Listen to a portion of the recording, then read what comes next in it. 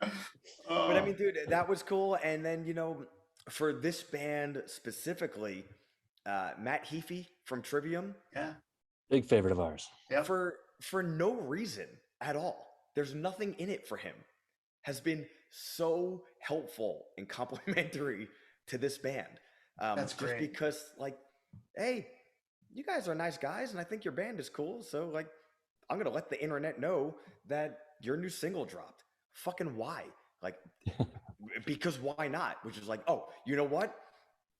I don't know why everybody can't be like that. Which is, we're not in a position that we're really could bring anybody up. We're trying to get up ourselves, but it doesn't hurt us any to, like, hey, there's a band that may be bigger than us or way smaller than us, or whatever the fuck how you want to quantify it. Hmm.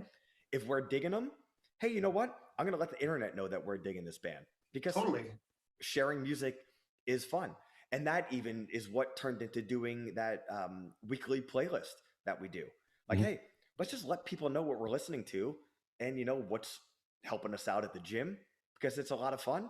And we're able to spread the word on newer bands and older bands that we like, as well as discover a lot of bands that we didn't know about 3 months ago. Yeah. And then in turn become friends with these bands also. And that's the way shit should be, especially now when there's such a saturation in all genres of music. So bands that are like-minded should really, bring each other up and spread the word. Like, dude, it doesn't detract from you Hmm. to shed light on someone else. Totally. Never. And if you think that way, you're a fucking defeatist loser. And that's something I've learned through professional wrestling, where that's been the way of the old guard of wrestlers. Like, they don't want to bring up younger talent because they're afraid of losing their spot. Now, we're in music, we're not in wrestling, so it doesn't exactly, work like that. But at the same time, some bands, for example, all the bigger thrash bands from the 80s and the 90s that may or may not still be playing never wanted to help out the younger generation. So that means, in my opinion, we need to help each other out that much more, because Slayer doesn't play anymore. The whole last, what, like I said before, 2 decades, they never fucking brought out younger bands. Um, I love all these Anthrax, Testament, Exodus, Death Angel, even Flotsam and Jetsam. I love all these bands. These bands only play with each other.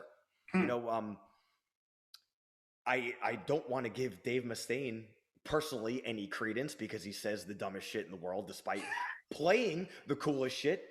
Megadeth is one of the only of those large top tier thrash metal bands that consistently throughout their career Yeah.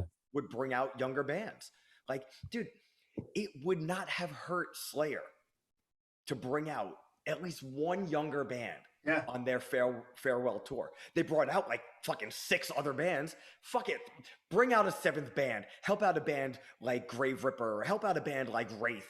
Like, what are you doing? Like, great that they brought out Testament. Great that they brought out Carcass.